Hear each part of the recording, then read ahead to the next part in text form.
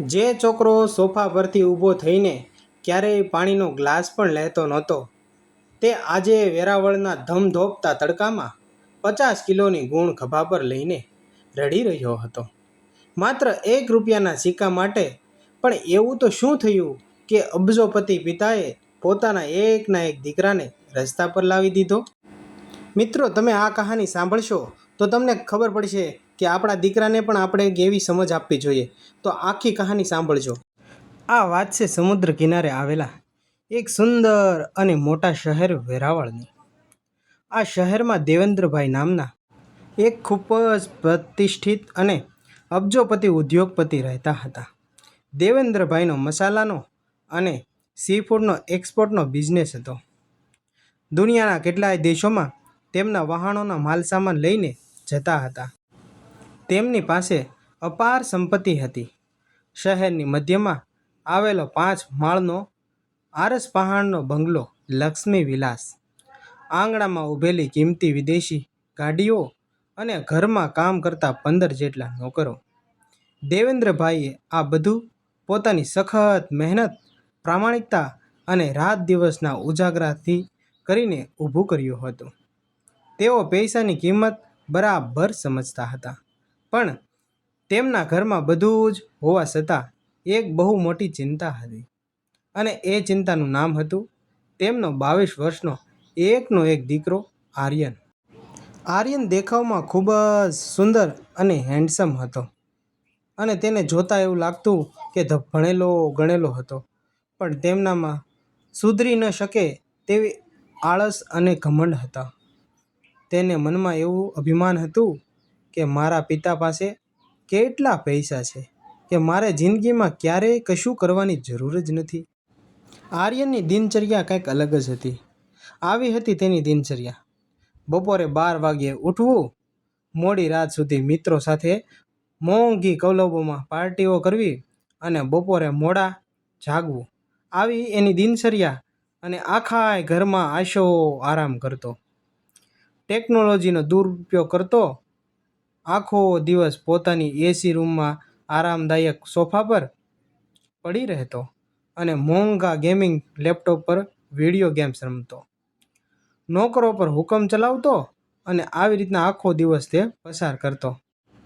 નોકરોને કહે, જો તેને તરસ લાગે તો એ તરત બોલે, ઊભા થઈને પાણીનો ગ્લાસ પણ ન લે અને રામુ પાણી લાવ, શામુ મારા કપડાં ઇસ્ત્રી કરી દે. બસ આખો દિવસ આવા હુકમો જ ચલાવતા કરતો. દેવેન્દ્રભાઈ આ બધું જોઈ રહ્યા હતા. જોતજોતામાં તેમનું હૃદય કળાતું હતું. તેઓ વિચારતા, મેં વહેલા ઉઠીને પરસેવો પાડીને આ સામ્રાજ્ય ઊભું કર્યું છે, પણ આ મારો દીકરો તો ₹1નો કમાતો નથી અને મહેનત પણ કરતો નથી.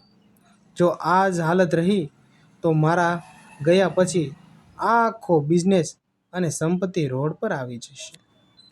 આર્યનની માતા સુરેખાબેન તેમની ખૂબ જ લાડકોડથી રાખતા હતા. જ્યારે પણ દેવેન્દ્રભાઈ આર્યનને વઢવા જાય કે તેને કંઈ કહેવા જાય તો ત્યારે તરત જ સુરેખાબેન વચ્ચે આવીને કહેતા, અરે આપણો એકનો એક તો દીકરો છે, આપણી પાસે આટલા પૈસા છે તો એ નહીં વાપરે તો બીજું કોણ વાપરશે? તમે શા માટે એને ખીજાવશો? મારો લાલો બહુ નાનો છે, તમારે એને કશું જ નહીં કહેવાનું.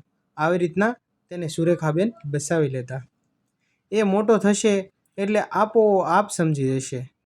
પરંતુ દેવેન્દ્રભાઈ બધું સમજતા હતા અને બધું જાણતા પણ હતા કે આ આંધળો પ્રેમ આર્યનના ભવિષ્યને બગાડી રહ્યો છે. છેવટે એક દિવસ દેવેન્દ્રભાઈએ નક્કી કર્યું કે હવે પાણી માથા પરથી વહી ગયું છે. આર્યનને જિંદગીનો સૌથી મોટો અને કડક પાઠ ભણાવવો પડશે. ભલે તેના માટે ગમે તેટલા કઠોર નિર્ણયો લેવા પડે.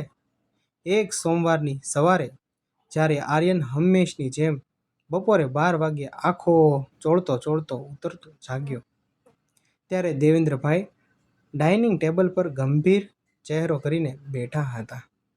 તેમણે આર્યનને પોતાની પાસે બોલાવ્યો. દેવેન્દ્રભાઈએ ગંભીર અવાજે આર્યનને કહ્યું, આર્યન, આજથી આ ઘરમાં તારા માટે બધું જ બદલાઈ જશે. તે જિંદગીમાં ક્યારેય 1 રૂપિયો પણ કમાવાની મહેનત નથી કરી. તેથી તારો નવો નિયમ એવો લાગશે કે હવે તારે પૈસા કમાવવા પડશે. સાંભળ, આજથી તારે તારું રાતનું જમવાનું જાતે કમાવવું પડશે. હું તારી પાસે હજારો રૂપિયા નથી માંગતો. તારે રોજ સાંજ સુધીમાં તારી પોતાની મહેનતથી કમાયેલા માત્ર 1 રૂપિયો મને આપવો પડશે. જો તું એ સિક્કો લાવીશ તો જ તને તારું ભોજન મળશે, નહીંતર તારે ભૂખ્યા સૂવું પડશે. અને આ ભૂખ્યાની પાછળ જો કોઈ તને જમાડશે તો એને કડક દંડ મળશે. તારા મમ્મીને પણ સમજાવી દીધા છે. જો તારા મમ્મી પણ તને જમાડશે તો એને પણ સજા થશે. આર્યન આ સાંભળીને મોટેથી હસી પડ્યો. હા. એને લાગ્યું કે એના અબજોપતિ પિતા મજાક કરી રહ્યા છે. 1 રૂપિયો લાવવો એ તો તેના માટે રમતની વાત હતી. તે હસતો હસતો પોતાના રૂમમાં ચાલ્યો ગયો. તેને બહાર તડકામાં કામ કરવા જવું નહોતું, એટલે તેણે એક શોર્ટકટ વિચાર્યું. તે સીધો તેની માતા સુરેખાબેન પાસે ગયો. આર્યન રડમર ચહેરા બનાવીને કહ્યું, મમ્મી, પપ્પાએ મને ધમકી આપી છે કે જો હું આજે 1 રૂપિયો નહીં આપું તો મને જમવાનું નહીં મળે. પ્લીઝ તારા પર્સમાંથી મને 1 રૂપિયો આપી દે ને. સુરેખાબેનનું માતૃ હૃદય પીગળ્યું. તેમને તેમના દીકરાને સમજી અને દીકરાને આટલી બધી કષ્ટ શા માટે આપવી. તેની પાસે અબજો રૂપિયા તો છે જ, તો 1 રૂપિયા માટે શું કામ દીકરાને કગડાવવો. તેમ સમજી આજુબાજુ જોયા વગર તરત જ પોતાના પર્સમાંથી 1 રૂપિયાનો ચળકતો સિક્કો આર્યનને આપી દીધો. લે બેટા, આ 1 રૂપિયો. તારા પપ્પાને કહેતો નહીં કે આ સિક્કો મેં આપેલો છે. એમ કરીને આર્યનને સિક્કો આપી દીધો. આર્યને આખો દિવસ એસીની રૂમમાં આરામ કર્યો. સાંજે જ્યારે દેવેન્દ્રભાઈ ઓફિસેથી આવ્યા ત્યારે આર્યનને ગર્વથી એ સિક્કો તેમના હાથમાં મૂક્યો અને તેમના પિતાને કહ્યું, લ્યો પિતાશ્રી, આ 1 રૂપિયાનો સળગતો સિક્કો તમારા હાથમાં આપું છું. દેવેન્દ્રભાઈએ સિક્કો જોયો અને પછી આર્યના ચહેરા પર જોયું. ત્યાં નહોતો કોઈ થાક કે નહોતો કોઈ પરસેવો. તેઓ સમજી ગયા કે આ મહેનતની કમાણી નથી. તેમણે કડક અવાજે કહ્યું, આ રૂપિયો તે મહેનતથી નથી કમાયો. જા, આને બારીની બહાર કચરાના ડબ્બામાં ફેંકી દે. આર્યને એ રૂપિયો મફતમાં મળ્યો હતો, એટલે એણે એ સિક્કાને ફેંકવા માટે સહેજ પણ દુઃખ ન થયું. તેણે તરત જ સિક્કો ફેંકી દીધો અને જમવા બેસી ગયો. દેવેન્દ્રભાઈ સમજી ગયા કે હજુ સુરેખાબેન ઘરમાં હશે ત્યાં સુધી આર્યન સાચો પાઠ નહીં શીખે. દેવેન્દ્રભાઈએ જોયું કે આર્યનને સહેજ પણ પસ્તાવો પણ નહોતો કે તેને રૂપિયાનો સિક્કો ઘા કરી દીધો હતો. પણ દેવેન્દ્રભાઈ સમજતા હતા કે 1 રૂપિયાનો સિક્કો કમાવવો કેટલી મહેનતું છે. કાંઈ પણ કર્યા વગર સિક્કો ફેંકી દીધો. તેઓ સમજી ગયા કે જ્યાં સુધી આર્યનના આ વૈભવ બંગલામાં એસી રૂમમાં રહેશે અને તેની માતા સુરેખાબેનનો આંધળો પ્રેમ તેમને મળતો રહેશે, ત્યાં સુધી એ ક્યારેય મહેનતું નહીં થાય. તે ત્યાં કિંમત નહીં સમજી શકે. તે જ રાત્રે દેવેન્દ્રભાઈએ એક મોટું કદમ ઉપાડ્યું. માતાને બહાર ગામ મોકલી દેવી છે. તેમણે સુરેખાબેનને સમજાવીને થોડા દિવસ માટે ધાર્મિક યાત્રા પર મોકલી દીધા, જેથી તેઓ આર્યનની વહારે આવી ન શકે અને તેના લાલન પાલનનું તે કાંઈ કરી ના શકે. નોકરોને પણ સમજાવી દીધા. તેને આદેશ ફટકારી દીધો. ઘરના મેનેજમેન્ટ અને તમામ 15 નોકરોને કડક શબ્દોમાં કહી દીધું કે કોઈએ પણ આર્યને 1 રૂપિયો કે ખાવાનું આપવાનું નથી. ઘરની બહાર જઈને જ્યારે તે દીકરો પૈસા કમાઈને આવે ત્યારે જ તેને મળશે. બીજે દિવસે સવારે દેવેન્દ્રભાઈએ આર્યનનો હાથ પકડ્યો અને તેને બંગલાના મુખ્ય દરવાજાની બહાર લાવીને ઊભો કરી રાખ્યો. તેમણે કડક અવાજે કહ્યું, આર્યન, આજથી તારા માટે આ ઘરના દરવાજા બંધ છે. તું ઘરની અંદર આવતો નહીં. જ્યાં સુધી તું સાંજ સુધીમાં તારી મહેનત કરીને 1 રૂપિયો નહીં કમાઈને આવા ત્યાં સુધી તારે ઘરની અંદર આવવાનું નથી. ત્યાં સુધી તને આ ઘરમાં પ્રવેશ નહીં મળે. તારી કિંમતી ઘડિયાળ અને મોબાઈલ પણ અહીં જ મૂકી દેજે. તારે કશું વસ્તુ અહીંથી લઈ જવાનું નથી. અને જ્યાં સુધી તું કમાઈને નહીં આવા ત્યાં સુધી તને ઘરમાં પણ આવવા નહીં દેવામાં આવે. આર્યન સ્તબ્ધ થઈ ગયો. તેણે લાગ્યું કે પપ્પા થોડી વારમાં શાંત થઈ જશે, પણ દરવાજો મોઢા પર જ બંધ થઈ ગયો. બપોરના 12 વાગી ચૂક્યા હતા. આકાશમાંથી સૂરજદાદા કાળ ઝાળ તડકો વરસાવી રહ્યા હતા. છોકરાઓ ક્યારેય એસી વગર એ મિનિટ પણ રહેતો નહોતો. એ આજે વેરાવળના ધોમ ધડકતા તડકામાં રસ્તા પર એકલો ઊભો હતો. તેના પેટમાં ભૂખની લીધે કાગડા બોલતા હતા. તેના કરમિયા કુરુર કુરુર થવા લાગ્યા. પગમાં મોજા પણ નહોતા. પગમાં મોંઘા શૂઝ હોવા છતાં તડકાને લીધે ચાલવું મુશ્કેલ થઈ ગયું હતું. તે ચાલતો ચાલતો વેરાવળના મુખ્ય બજાર અને બંદર તરફ પહોંચ્યો, જ્યાં માછલીઓ અને મસાલાની ભારે હલચલ હતી. બપોરના 2 વાગ્યા હતા. ભૂખ અને તરસથી આર્યનની હાલત ખરાબ થઈ ગઈ હતી. તેના મોંઘા બ્રાન્ડેડ કપડાં પર ધૂળ ઉડી રહી હતી. તે ચાલતો ચાલતો બજારના એક ખૂણામાં આવેલી મહાલક્ષ્મી ટ્રેડર્સ નામની અનાજ મોટી દુકાન પહોંચી ચૂક્યો. ત્યાં દુકાનના માલિક મગનલાલ કાકા ગાદી પર બેઠા હતા. આર્યને ખૂબ જ સંકોચ અને લાલચી સાથે પૂછ્યું, કાકા, મને કોઈ કામ આપશો? મારે માત્ર 1 રૂપિયો કમાવાનો છે. મગનલાલભાઈ કાકાએ આર્યનના ગોરા હાથ અને મોંઘા શૂઝ જોયા. તેઓ હસીને બોલ્યા, ભાઈ, તું તો કોઈ મોટો ઘરનો લાડકો લાગે છે. આ મજૂરી તારા બસની વાત નથી. તું શું ગુણ ઉપાડી શકીશ? તારાથી શું આ ગુણો ઉચકી શકશે? ના ના ભાઈ, તને કામ ના મળે. જા, ઘરે જઈને આરામ કર. પરંતુ આર્યને કરગરીને કહ્યું, ના કાકા, પ્લીઝ.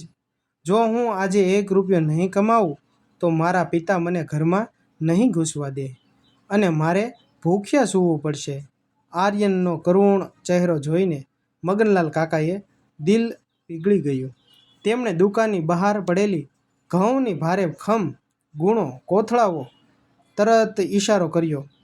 દરેક ગુણનું વજન આશરે 50 કિલો હતું.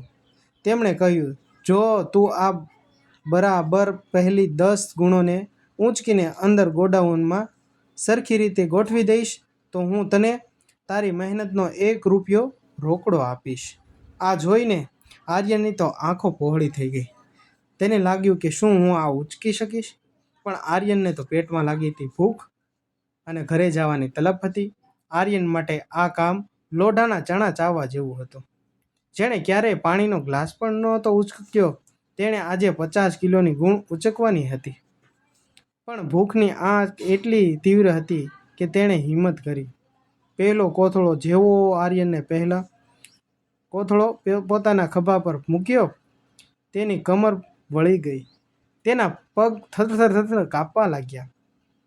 સખત મહેનત ધીમે ધીમે એક પછી એક કોથળો લઈ જતા તેમના પગ થરથરતા હતા. તેને ગરમીના પરસેવા થતા હતા. જે વ્યક્તિ એસીમાં રહેલો તેને આ બધું ખૂબ અઘરું લાગવા લાગ્યું. પરંતુ ધીમે ધીમે એ કામ કરવા લાગ્યો. તેના નાજુક ખભા સોલાઈ ગયા અને હાથ લાલ ચોળ થઈ ગયા. મહેનતની કમાણી. જ્યારે માંડ માંડ બધું કામ કર્યું, માંડ માંડ હાથ હાંફતો અને રડવા જેવો થઈ ગયેલો આર્યન જ્યારે છેલ્લો કોથળો મૂકીને આવ્યો, ત્યારે મગનલાલભાઈ કાકાએ ખુશ થઈને તેના પરસેવાથી ભીના હાથમાં 1 રૂપિયો ચળકતો સિક્કો મૂક્યો. એ સિક્કો હાથમાં આવતા જ આર્યનનો બધો જ થાક જાણે ગાયબ થઈ ગયો. તેના ચહેરા પર આજે પહેલી વાર એક અનોખો સંતોષ હતો અને ગર્વ હતો કે મેં આજે 1 રૂપિયો કમાયો છે. તે આ સિક્કો લઈને દોડતો પોતાના બંગલા તરફ ગયો. સાંજે દેવેન્દ્રભાઈ સોફા પર બેઠેલા હતા. આર્યન ધૂળથી કરડાયેલા કપડાં, વિખરાયેલા વાળ અને સોળાયેલા ખભા પર સાથે પિતા પાસે આવીને ઊભો રહ્યો. તેણે ગર્વથી મુઠ્ઠી ખોલીને સિક્કો પિતાના હાથમાં મૂક્યો અને કહ્યું, પપ્પા, આ રહ્યો મારો મહેનતનો 1 રૂપિયો. દેવેન્દ્રભાઈએ હંમેશની જેમ કડક અવાજે કર્યો અને કહ્યું, મને હજુય વિશ્વાસ નથી. જા, આ સિક્કાને કચરાપેટીમાં ફેંકી દે. જ્યારે દેવેન્દ્રભાઈએ સિક્કો કચરાપેટીમાં ફેંકી દેવાનું કહ્યું, ત્યારે આર્યનની આંખોમાં આંસુ ધરી પડ્યા. તે રડવા લાગ્યો. અગાઉ જ્યારે તેમની માતાએ બનેલી સિક્કા આપ્યો હતો ત્યારે તેણે તરત જ ફેંકી દીધો હતો અને ત્યારે તેને દુઃખ પણ નહોતું થયું. પણ આજે પરિસ્થિતિ અલગ જ હતી. આર્યના પિતાના હાથમાંથી એ રૂપિયો પાછો ઝૂંટકી લીધો અને રડતા રડતા મક્કમ અવાજે બોલ્યો, ના પપ્પા, હું આ રૂપિયો ક્યારેય કચરા પેટીમાં નહીં ફેંકું. તમને ખબર છે આ 1 રૂપિયો કમાવા માટે મેં આજે કેટલી તકલીફ ઉઠાવી કરી છે? બપોરના ધોમ ધપતા તડકામાં હું આખું બજાર ભમ્યો છું. ભૂખ અને તરસથી મારું ગળું સુકાઈ ગયું હતું. મહાલક્ષ્મી ટ્રેડર્સમાં 50 કિલોના ભારે વજનવાળી કોથળાઓ મારા ખભા પર ઉચક્યા છે. જુઓ, મારા હાથ લાલ થઈ ગયા છે અને મારા ખંભા પણ ચોલાઈ ગયા છે. મારી મહેનતનો, મારા પરસેવાનો 1 રૂપિયો છે. તમે મને ભલે જમવાનું ન આપો, પણ હું મારી મહેનતનું અપનાવું ક્યારેય નહીં કરું. આર્યનના આ જવાબ સાંભળીને દેવેન્દ્રભાઈની આંખોમાં પણ હર્ષના આંસુ આવી ગયા. તેમને થયું કે મારા દીકરાને હવે સમજ પડી ગઈ છે. તેને 1 રૂપિયાની કિંમત સમજાણી છે. તે હર્ષથી, તે ઉલ્લાસથી બોલવા લાગ્યા. તેમની કસોટી પૂરેપૂરી સફળ થઈ ગઈ હતી. આર્યનને પૈસા અને મહેનતની અસલી કિંમત સમજાઈ ગઈ હતી. દેવેન્દ્રભાઈએ તરત જ આગળ વધીને આર્યનને પ્રેમથી ગળે લગાવી દીધો. તેમણે કહ્યું, બેટા, હું તને કોઈ દુઃખ આપવા નહોતો માંગતો કે નહોતો હું તને કોઈ તકલીફ આપવા માંગતો. તને હું સમજાવવા માંગતો હતો કે 1 રૂપિયાની કિંમત શું હોય છે. પણ મફતમાં મળેલા પૈસાનું કોઈ મૂલ્ય નથી હોતું. જ્યારે પોતાની મહેનત કમાયેલો 1 રૂપિયો પણ દુનિયાના સૌથી મોટા ખજાના બરાબર લાગે છે. આજે તે સાબિત કરી દીધું કે તું સાચો છે દીકરો. તું મારો દીકરો છે. તે સમયે બંગલાનો દરવાજો ખુલ્યો અને સુરેખાબેન તેમજ ઘરના નોકરો ખુશીથી બહાર આવ્યા. ખરેખર તો માતા ક્યાંય ગયા જ નહોતા, પણ આર્યનને આ પાઠ ભણાવવા માટે તેઓ પિતાની આ યોજનામાં સામેલ હતા. માતાએ દોડીને આર્યનને વહાલ કર્યો અને દોડીને જકડી લીધો અને કહ્યું, બેટા, તને આજે આ શબ્દો સાંભળીને મારું હૃદય ગજગજ ફૂલી જાય છે.